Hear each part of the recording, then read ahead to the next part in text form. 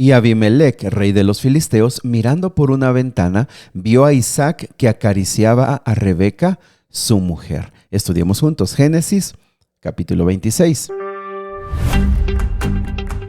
Síguenos en Facebook, Momentos de Esperanza MX, en YouTube y en Spotify como Momentos de Esperanza. Dale like, dale compartir, comenta, de tal manera que muchas otras personas sepan que estamos en un plan y puedan ellas también adherirse a esta meta de estudiar todos los días un capítulo de la Biblia. ¿Vale? Muy bien, pues vamos al capítulo de hoy.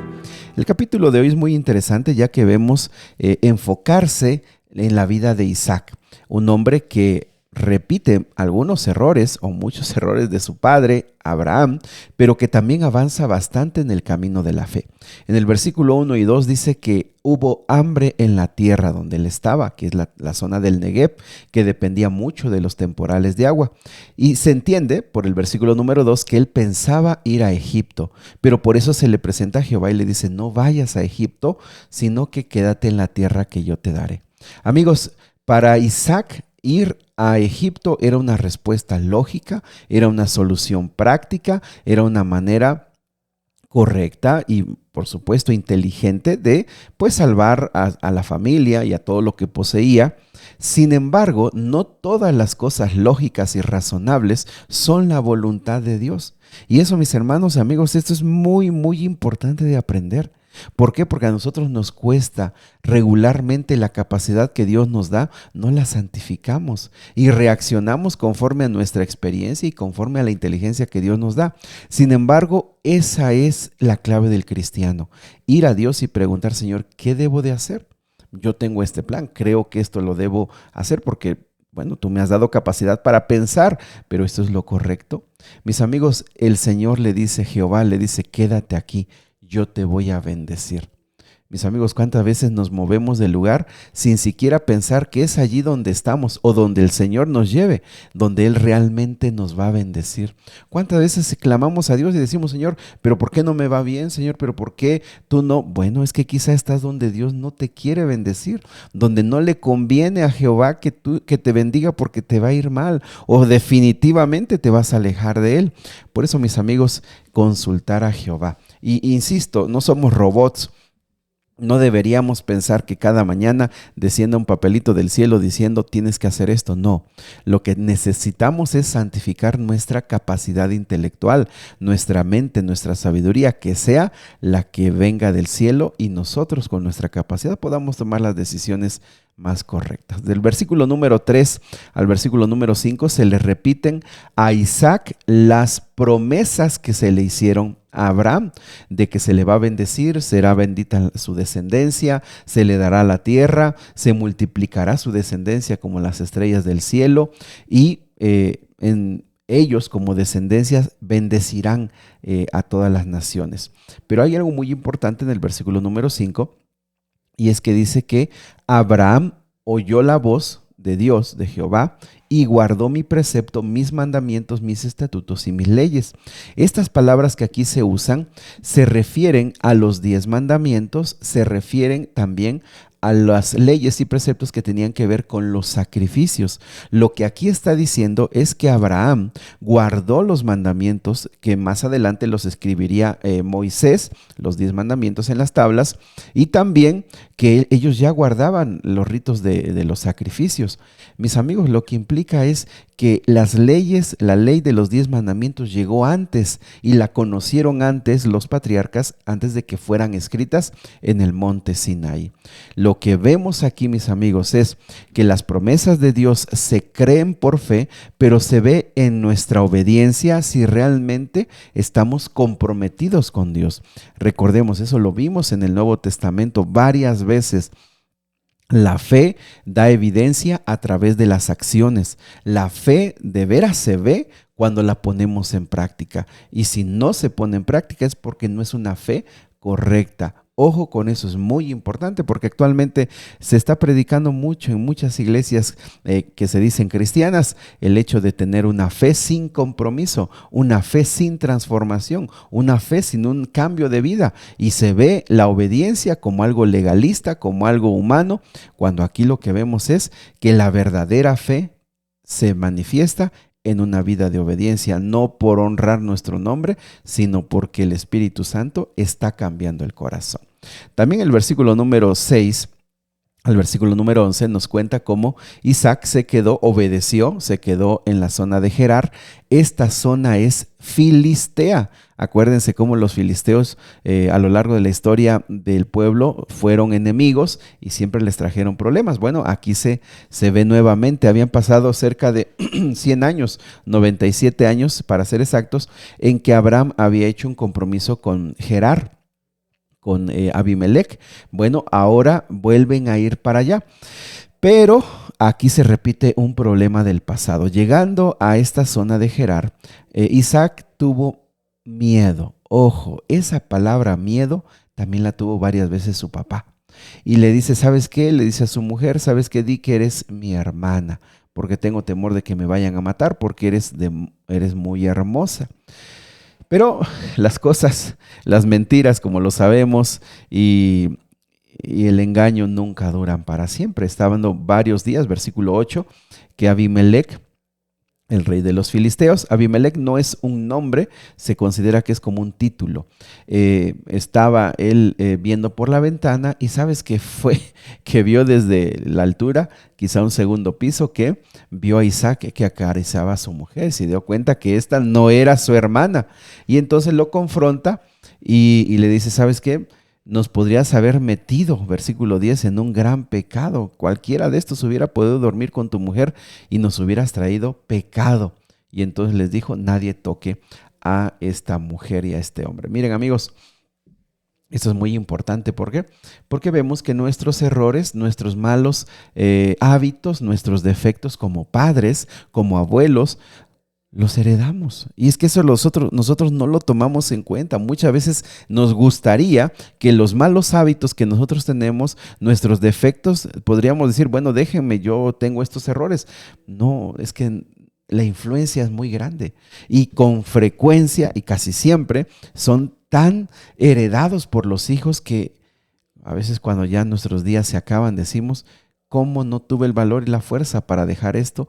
Ahora veo sufrir a mi descendencia. Bueno, le pasó a Isaac, pues haber hecho lo que su padre volvió a cometer. Pero bueno, en el versículo 12 al versículo número 16 sucede que Dios bendice a Isaac en esa tierra. Dice que la tierra, él sembró y la tierra le dio una cosecha de 100 por 1.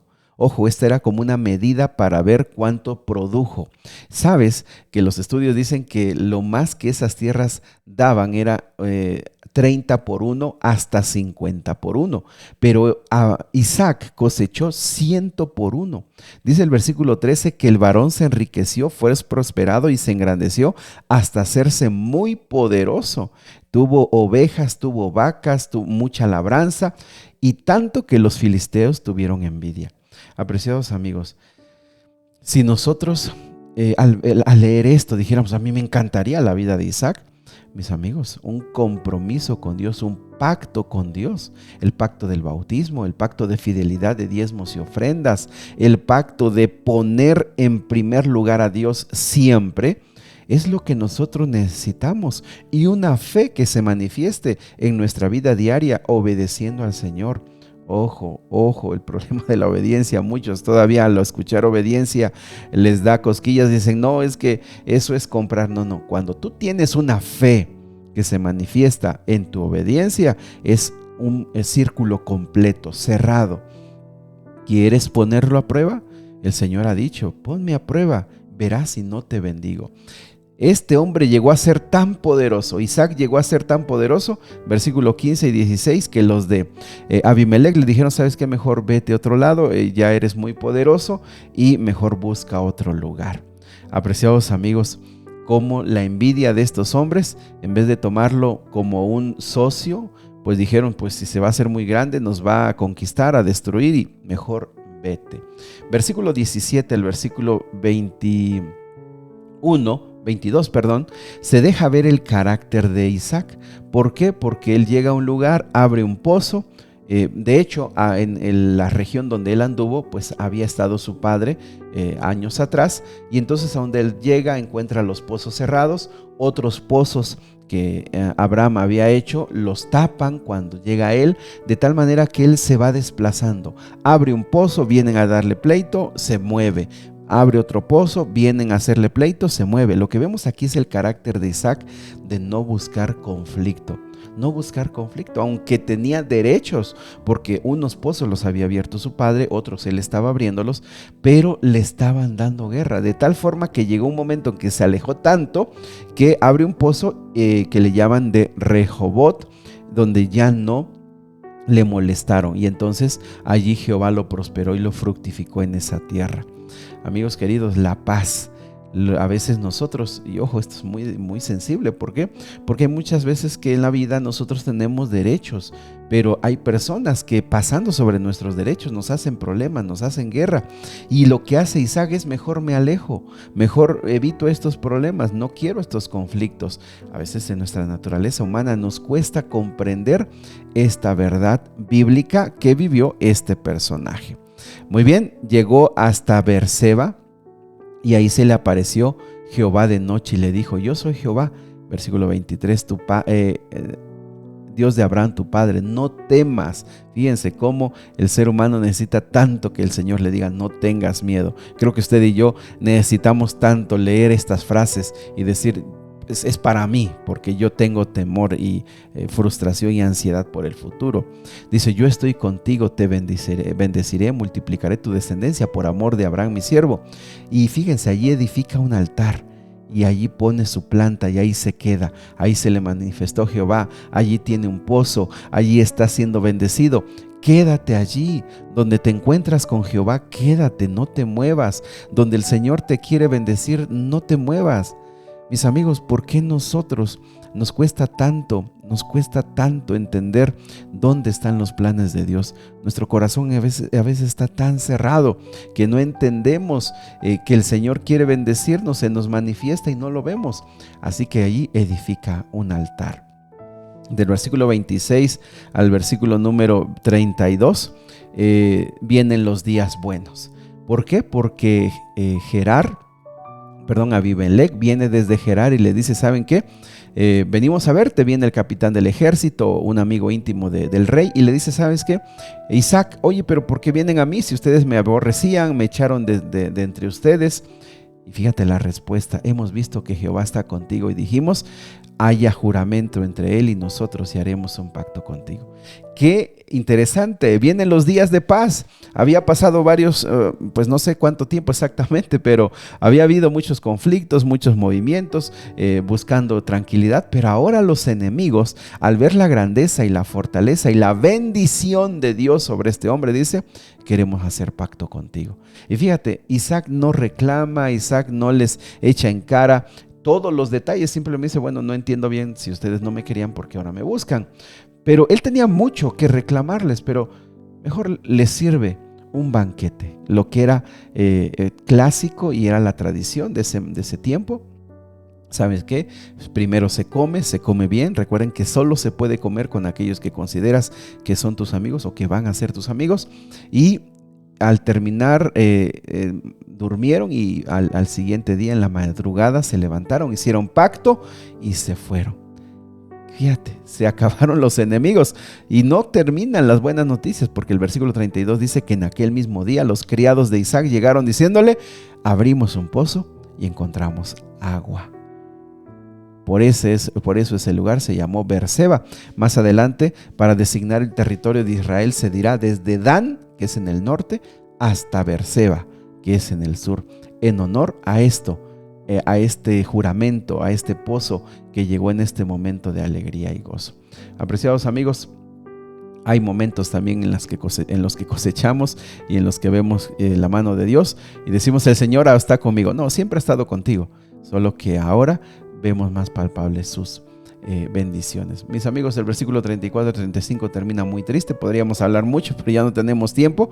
Esaú era como lo habíamos visto, de un carácter alejado de Dios, no temía a Jehová, y dice que a los 40 años tomó por mujer a Judit y también a Basemat, las dos hititas, y ellas y su casamiento con Esaú fueron amargura de espíritu para Isaac y para Rebeca. Creo que no necesitamos decir mucho. Las malas decisiones de nuestros hijos son la amargura más grande que pueden tener los padres. Sabiduría para soportarlos, sabiduría y paciencia para sobreponernos, pero sobre todo también sabiduría para entender que las decisiones de nuestros hijos son sus decisiones.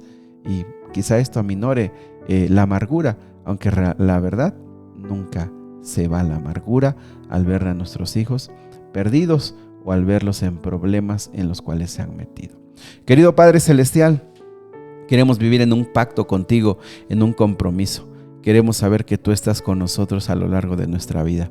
Queremos estar en un compromiso contigo y en un pacto de creer que también nuestra vida económica y la prosperidad en todos los aspectos de nuestra vida son el resultado, Señor, de estar en ese pacto, pacto de amor que tenemos contigo. Lo que tú nos des, digamos, esto es porque Jehová está conmigo. Y Padre, en las amarguras de la vida con los hijos, danos fortaleza. En el nombre de Jesús. Amén. Sigue orando, sigue abriendo tu corazón al Señor. El Señor quiere escucharte.